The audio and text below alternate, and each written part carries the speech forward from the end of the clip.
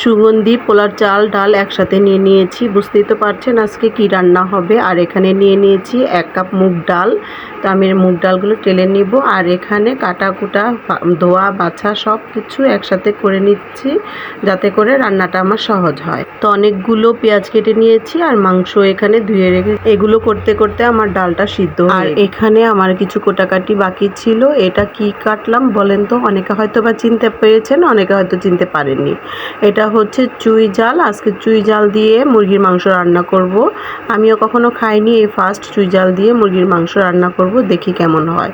তারপর আপনাদের সাথে সব সময় ছেলে মেয়ে তো বায়না ধরে এটা খাবে সেটা খাবে। তো আজকে আমার মেয়ে বায়না ধরেছে যে আম্মু চুই ঝাল দিয়ে মুরগির মাংস আমি রান্না করব। তো আজকে পুরো রান্নাটাই সে করবে নাকি, সে আমাকে বায়না ধরেছে। তো আমিও ছেড়ে দিলাম তার হাতের পুরো রান্নাটা। তো সে এখানে মাংসগুলো ম্যারিনেট করে নিয়েছে আর সরিষার তেল দিয়ে পেঁয়াজটা লাল করে নিয়েছে। এর মধ্যে মাংসগুলো ভেজে নিয়ে পুরো রান্নাটাই হবে সরিষার তেলে। দেখি কেমন হয় আমার মেয়ের হাতের রান্না। তো মাঝে মাঝে একটু সে একটু এইটা সেটা রান্না করে, নুডলস রান্না করে, স্যুপ রান্না করে, এটা সেটা রান্না করে, কিন্তু আমি কখনো ওর হাতে রান্না বান্না ছাড়িনি। আজকে ছেড়ে দিয়েছি, কিন্তু পাশেই ছিলাম আমি।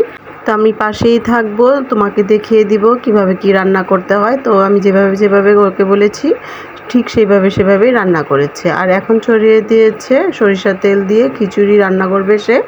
তো খিচুড়ির জন্য আমি ডাল সিদ্ধ করে রেখেছিলাম, মশলা দিয়ে কষিয়ে তারপর এখন ডালগুলো, আমি তো মুগ ডালটা আগে সিদ্ধ করে নেই। তো কে কিভাবে রান্না করেন জানি না, অনেকে ডাইরেক্ট মুগ ডালটা দিয়ে দেয়। এভাবে সিদ্ধ করে নিলে খিচুড়ির বাইন্ডিংটা খুব সুন্দর হয় আর ডালটাও আস্তে আস্তে থাকে না, আর খেতেও খুব সুস্বাদু হয়। এই মুহূর্তে এখন দিয়ে দিবে চাল আর মুসুরির ডাল, যেগুলো ধুয়ে আমি ঝরিয়ে রেখেছিলাম। তো এগুলো একটু ভালো করে কষিয়ে তারপর দিয়ে দিব পানি। পানি দেওয়া হয়ে গিয়েছে। 1 কেজি চালে আমরা 1.5 কেজি পানি দিচ্ছি। তো এটা হচ্ছে মেজারমেন্ট আমার নিজস্ব। আর এখানে বেগুনগুলো ভেজে নেওয়ার জন্য মশলা মাখা। তো বেগুন ভাজা কি মশলা দিল সেটা আমি বলে দিচ্ছি। বেগুন ভাজার মশলা দিল মরিচ, হলুদ এবং লবণ, আর এর মধ্যে একটু সরিষা তেল দিয়ে এভাবে মাখিয়ে নিয়ে ক্রিস্পি হয় এবং খেতে কিন্তু খুব মজা হয়।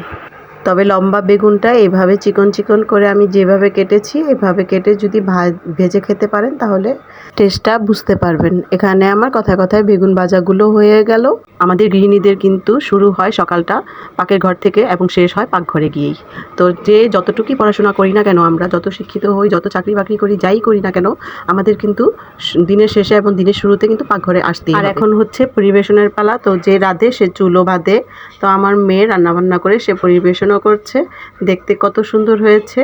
যদি আপনাদের এই ভিডিওটা ভালো লেগে থাকে এবং আমার মেয়ের কাজ যদি ভালো লেগে থাকে তো অবশ্যই আমাকে কমেন্টে জানাবেন। দেখুন আলু আর চুই ঝাল দিয়ে মাংস রান্না করেছে, কত লোভনীয় লাগছে, সুন্দর লাগছে। যেটা দেখতেও সুন্দর সেটা কিন্তু খেতেও। আমার মেয়ে কিন্তু ইন্টারের 2nd ইয়ারে কয়েকদিন পরে পরীক্ষা দিবে, ওর জন্য আপনারা সবাই দোয়া করবেন। আর আমার মনে হচ্ছে যে এখন ওকে একটু করে রান্নাবান্না শেখানোটা আমার খুবই প্রয়োজন। ওই যে বললাম, যতই শিক্ষিত হই না কেন মেয়েদের জন্য পাকঘরটা কিন্তু কমন কাজ। তো যাই হোক, এখন পরিবেশন করা শেষ। এখন আমার জন্য সবাই অপেক্ষা করছে কখন আমি বেড়ে ওদের খাওয়াবো। তো যেই পর্যন্ত আমি বেড়ে ওদের না খাওয়াই পর্যন্ত ওরা খাবারে হাতও দিবে না। তো আজকে রান্নাবান্না কেমন হয়েছে আপনারা সবাই কমেন্টে জানাবেন এবং সবাই ভালো থাকবেন, সুস্থ থাকবেন। আল্লাহ হাফেজ।